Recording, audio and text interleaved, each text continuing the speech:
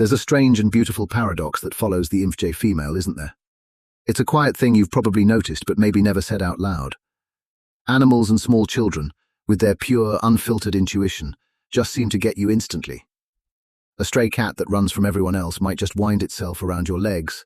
A crying toddler in a busy room might suddenly go quiet under your gentle gaze, their big, tear-filled eyes locking onto yours like they've just found a safe harbor in a storm. The innocent and the vulnerable seem to recognize a deep safety in you, a silent permission to just be. They don't ask for your resume. They don't need your life story. They just feel your spirit and know, on a gut level, that they're safe. But then, there's the adult world. The world of co-workers, acquaintances, social events, and even potential partners. It's a world where that same quiet depth, that same observant stillness, is often met with a wall of skepticism, or, even worse, misunderstanding. The very energy that calms a scared animal seems to put a guarded adult on edge. The insight that soothes a child is mistaken for judgment. Your genuine nature, the very core of who you are, gets questioned, picked apart, and held at arm's length. If you've ever felt like a sanctuary for the pure of heart, but a confusing puzzle to everyone else, please know you are not alone. This isn't a flaw in your character. It's a key part of your rare and complex nature. In this video, we're going to explore exactly why this split exists. We'll uncover the qualities that make you a magnet for the innocent, and then we'll turn to the adult world to break down the reasons that same gift is so often misunderstood. Most importantly, we'll talk about how you can finally bridge that trust gap, not by changing who you are, but by learning how to translate your unique light for a world that's forgotten how to see it. To understand this amazing connection, we have to try and see the world through the senses of a child or an animal, not through our complicated adult minds. Their world is all about energy, intention, and feeling. It's a world free of the social masks and conditioning that adults learn to wear. In this world, an INFJ female's presence isn't just seen or heard. It's felt as a real calming force.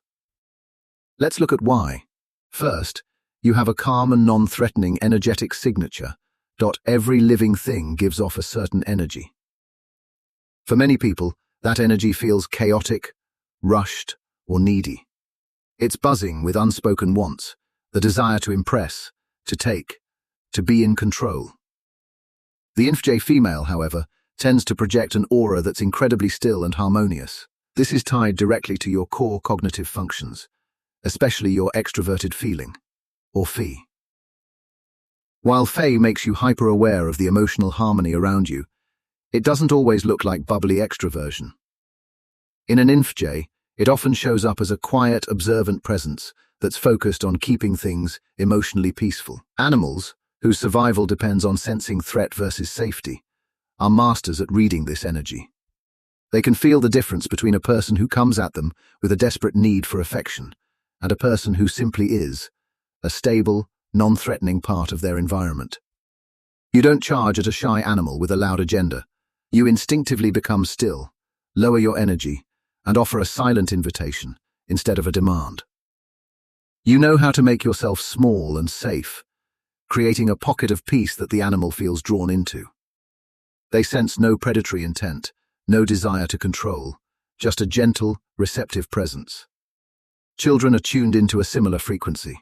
Before they're taught the complicated, and often conflicting, rules of social life, they respond to the emotional temperature of a room. A loud, booming adult can feel like too much, while an anxious one can be downright scary. The INFJ woman often feels like a calm port in that emotional storm. Your ability to hold space without needing to fill it with constant chatter or action is a rare gift. A child doesn't feel like they have to perform for you or be cute. They just feel seen and accepted for who they are in that moment, whether they're happy, sad, or shy. This non-demanding presence is the ultimate form of safety for a little, developing soul. You aren't asking for anything, you're just offering them a space to exist. And that is a form of love, so pure the innocent recognize it immediately. The second reason is the intuitive recognition of pure intent. This goes deeper than just a calm vibe. Kids and animals are incredibly good at sensing the intention behind someone's actions. This is where your dominant function, introverted intuition Ni, comes into play. Ni is always working under the surface, connecting patterns and figuring out the real why behind things. You might not even be aware of it, but this function helps you project an energy that is refreshingly free of manipulation. Animals and children haven't learned how to be deceptive, but they are experts at spotting it in others. They can feel when sweet words are just a mask for impatience, or when a friendly gesture is just a way to get something. With an INFJ woman, that feeling is often completely gone. Because you operate from a place of real empathy and a desire for genuine connection, your intentions are usually pure. You're not trying to get the cat to like you to prove you're a good person. You're moved by a genuine feeling for the animal itself. You're not trying to charm a child to impress their parents. You're genuinely touched by that child's spirit. This purity of intent is like a clear, bright light in a world full of static noise. To an animal, it means you're not a threat. To a child, it means you are a trustworthy adult in a world that will soon teach them that not all grown-ups are safe. Your intuition lets you see them for who they are, and your feeling function responds with a warmth that matches that deep understanding. There's no disconnect between what you feel inside and what you show on the outside, and that energetic honesty is something the innocent can trust without a second thought. The third, and maybe the most powerful, reason is your mastery of nonverbal communication and emotional attunement. Long before words become our main tool, communication is a dance of energy, eye contact, and presence. This is the native language of animals and young children, and it's a language INFJ females are often fluent in. You get the power of a soft gaze, the comfort of a shared silence, and the reassurance of a body angled just enough to not be confrontational. Think about how you act around a scared animal. You probably don't stare it down, since that's a sign of aggression. Instead, you might offer a slow blink, a cat kiss, which signals trust and relaxation. You might turn your body slightly to seem smaller and less intimidating. You don't rush. You let the animal set the pace. These are all subtle but powerful signals that you mean no harm. With children, this is just as important. When a child is upset, many adults rush in with a flood of words. Don't cry. You're okay. What's wrong? But the INFJ woman often understands that what the child needs first isn't a solution, but co-regulation. You can instinctively mirror and validate their emotional state without getting swept away by it yourself. You might just sit near them, letting your own breathing become calm and steady. Your presence says, I see you're in pain, and I'm not afraid of it. I'll stay here with you until it passes. You absorb their distress, filter it through your own calm, and radiate back a sense of stability. This powerful, non-verbal exchange teaches a child that their emotions aren't a problem to be solved, but a storm that can be weathered with a safe anchor. So, if your energy is one of safety and calm, why does it so often have the opposite effect on other adults? If you're a natural sanctuary for the innocent, why are you so often seen as an intimidating mystery by your peers? This is the frustrating paradox of the INFJ female experience. The very same qualities that create instant trust with kids and animals get filtered through the guarded and often wounded minds of other adults, leading to suspicion. Let's break down the three main reasons this happens. The first is that your quiet intensity is misread as judgment or aloofness. The same calm, observant presence that a child reads as safety, an adult often sees as coldness. When you walk into a room, you aren't usually the one filling the space with loud chatter. Your mind is constantly working, absorbing data, noticing patterns, and analyzing the subtle social dynamics. This leads to a default state of quiet observation. Your gaze might linger a bit too long while you're processing, or you might go quiet in a group, not because you're bored, but because your mind is connecting dots no one else sees. To an adult who's been taught that social value equals constant talking, your stillness can be incredibly unnerving. They don't see the rich inner world, they see a poker face. They don't feel the empathy you're taking in, they feel the intensity of your focused gaze and mistake it for judgment. They start wondering, what are they thinking? Are they analyzing me? Do they hate what I just said? Your silence becomes a blank screen where they project their own insecurities. On top of that, your dislike for small talk doesn't help. Small talk feels fake to you, It's a script that skips over the genuine connection your soul craves. So, you might politely play along, but you won't enjoy it. Another adult might see your reluctance to chat about the weather as arrogance or unfriendliness. They take your desire for depth as a personal rejection. They think you believe you're above it all, when really, you're just wired for a more meaningful conversation. Your quiet isn't a criticism, but in a world that's afraid of silence, it's often taken as one. The second reason adults are wary is that your intuitive insight feels unsettling. This is maybe the trickiest part of being an INFJ in the adult world. Your intuition gives you a wild ability to see beneath the surface. You can sense people's true motives, pick up on their hidden pain, and often predict how things will turn out based on subtle clues everyone else misses. You can read people like a book, even when they've spent years trying to keep it shut. For a child, being truly seen by you is a comfort, but for an adult who has built up a careful persona, has a hidden agenda, or is deeply insecure, being seen so clearly is terrifying. It feels like a violation. Your intuitive gaze feels like it cuts right through their social mask and lays bare the messy truth they work so hard to hide. Nobody likes to feel like their defenses have been blown away. When you offer an insight, I get the feeling you're not really happy in your job. Even if you say it with total compassion, the other person might get defensive. They don't hear your empathy. They hear an accusation. They feel exposed. Only people with nothing to hide can appreciate the gift of being truly seen. Those who are living out of sync with themselves will see your insight not as a gift, but as a threat. This creates an uneven playing field. You can figure them out with startling accuracy, while you remain a puzzle to them. This power imbalance makes people nervous. They feel like you know their secrets, but they know none of yours. To protect themselves, they label you as intimidating or too intense, pushing you away not because you're untrustworthy, but because your presence is a mirror, and they're not ready to look. And the third reason is that adults sense the wall of your self-preservation. This is the most painful part of the whole equation. INFJ women are born with so much empathy and a deep desire to trust and connect. But that very nature makes you incredibly vulnerable. Over your life, you've probably been burned. You've given your trust away too easily, only to have it broken. You've soaked up other people's pain, only to be left to deal with the emotional mess all alone. You've been the therapist friend to everyone, but have found very few who could hold space for your own deep, complicated world. Because of these wounds, you learn to build a protective wall around your heart. It's not a wall you want. It's a wall you need to survive. It's a subtle wall, not made of anger or hostility. It's made of cautious observation and a quiet, energetic barrier that says, proceed with care.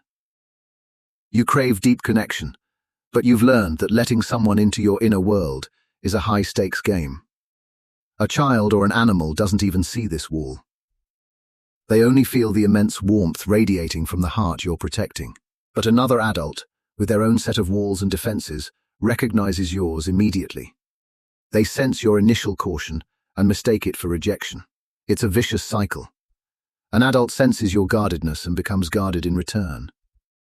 You sense their withdrawal, which justifies your caution, so you pull back even more. They see you as aloof and unwilling to open up. You see them as untrustworthy and shallow. Both of you are just trying to protect yourselves, but it creates a huge misunderstanding. They can't see that your wall isn't there to keep the world out, but to protect a sanctuary within, one you'd happily share with anyone who proves they're worthy. If this painful cycle of being misunderstood is hitting home for you, please consider subscribing. We're building a community here for deep souls navigating the world in this unique way, and you belong here. So, the big question is, how do we break this cycle? How do we bridge this gap? The good news? You don't have to change the core of who you are to build trust with other adults.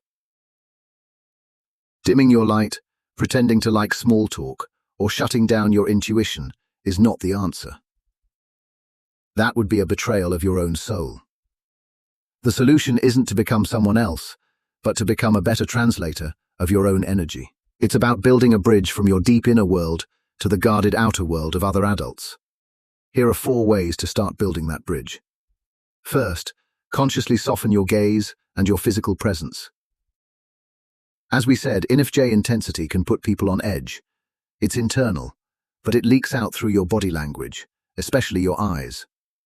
That focused, analytical stare can feel like a harsh spotlight. So, the first step is to become aware of this and intentionally soften your physical vibe. This doesn't mean you need a fake smile plastered on your face. It's more subtle.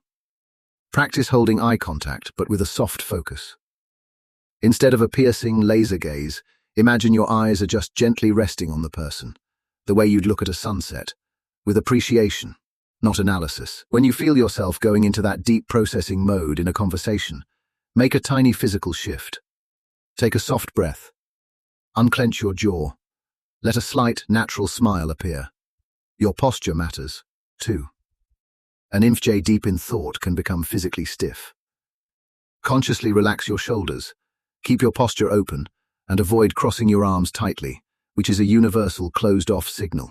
These small adjustments send a powerful non-verbal message: you're safe with me. I'm here to connect, not to judge. You're just turning down the volume on your intensity enough for others to feel comfortable. Second, verbally affirm your positive intentions. Because your inner world is so rich, you can forget that other people can't read your mind. They don't know your silence is thoughtful, not critical. They don't know your insightful question comes from a place of caring, not a desire to expose them. You have to give them the script. This might feel weird at first, because you're stating what feels obvious to you, but it's a game changer. For example, if you go quiet in a conversation, you can just say, "This is really interesting. I'm just taking a second to process it all." That one little sentence is a gift. It reframes your silence from disapproval to engagement. When your intuition gives you an insight about someone, don't just drop it on them. Soften it by stating your intent. Instead of saying, "You seem really unhappy," try, "I get the sense you might be going through a tough time, and my heart really goes out to you. Of course, I could be totally wrong, but I just wanted you to know I'm thinking of you." The "my heart goes out to you" part shows you care, and the "I could be totally wrong" part gives them an easy out. It frames your observation as caring, not prying. Third, share your why, not just your what. One of the most mystifying things about you is your habit of reaching accurate conclusions without being able to explain how you got there. When someone asks, "How did you know that?" your honest answer is often, "I just knew."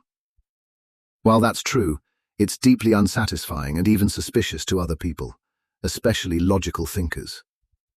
To them, an answer without a clear process feels like a random guess, or, worse, like you found out through some secret, sneaky way. To build trust, practice walking your intuition backward. You don't have to provide a perfect logical proof, but you can share a few of the details your intuition picked up on. For instance, instead of just saying, "I have a bad feeling about this deal," you could say, "Something about this feels off to me. I noticed he wouldn't make eye contact when we talked about the numbers, and the language in this part of the contract seems a little too vague. It's just a gut feeling, but those little things are making me cautious." By sharing a piece of your why, you demystify your process. You show them your intuition isn't magic, it's just a highly advanced form of pattern recognition. It makes you seem less like a mysterious oracle and more like a thoughtful, perceptive person. Fourth, and this is the most important one, practice gradual and reciprocal vulnerability. Your protective wall is there for a good reason. You can't just tear it down for everyone you meet. That's reckless and will only lead to more pain. The key isn't to get rid of the wall, but to install a gate you learn to open slowly, and only for people who prove they can be trusted. Real trust isn't built by baring your soul all at once. It's built in small back-and-forth moments over time. It looks like this. You share a small, low-stakes piece of your true self, a thought, a feeling, a minor story. Then, you pause. You watch how they respond. Do they listen with respect? Do they dismiss it? Do they, in turn, offer a small piece of their own vulnerability? If they respond with care and share something in return, you can open the gate a little wider next time. If they respond poorly, you now have valuable information. You know this isn't a safe person, and you can lovingly keep that gate closed. This method protects you while giving the right people a chance to earn your trust. It's the antidote to the all-or-nothing approach of being either completely guarded or throwing your heart wide open at the first sign of connection, only to get hurt again. Be patient. True connection, the kind your soul craves, isn't a race. It's a slow, beautiful dance of earning trust and being earned. The paradox of the INFJ female isn't a curse, it's a calling. Your ability to be a sanctuary for the innocent is one of your greatest superpowers. It says so much about the purity of your own heart and the calm energy you create. The world, with all its noise and fear, desperately needs the depth and wisdom you bring. The pain of being misunderstood by other adults is real. It can make you feel lonely and tempted to build your walls so high that no one can ever get in. But your journey isn't about locking yourself away. It's about learning to be the gatekeeper of your own sacred space. It's about understanding that your depth doesn't need to be watered down, just translated. Your intensity doesn't need to be put out, just softened. Your intuition doesn't need to be silenced, just explained with care. By consciously softening your presence, stating your good intentions, sharing the why behind your insights, and practicing the slow art of vulnerability, you can build bridges that allow the right adults to finally see you, not as an intimidating mystery, but as the safe harbor you've always been. They will come to understand that your quiet is not judgment, but reflection. They will learn to cherish your insight, not fear it. And they will eventually earn the right to enter the beautiful, complex, and deeply loving world behind your eyes. Your gift for connecting with the innocent isn't a flaw to be fixed, it's the very core of your magic. By learning to gently translate that magic, you can finally bridge the gap without ever dimming your unique and irreplaceable light. Thank you for being here with me. If this video made you feel seen, please give it a like to help other INFJs find it. Subscribe for more content that honors the deep soul you are. And now, I would love to hear from you in the comments. Share an experience you've had, a beautiful moment with an animal or child, or a frustrating moment of being misunderstood. Let's build a community of understanding right here. Your story matters. Until next time, keep honoring your depth.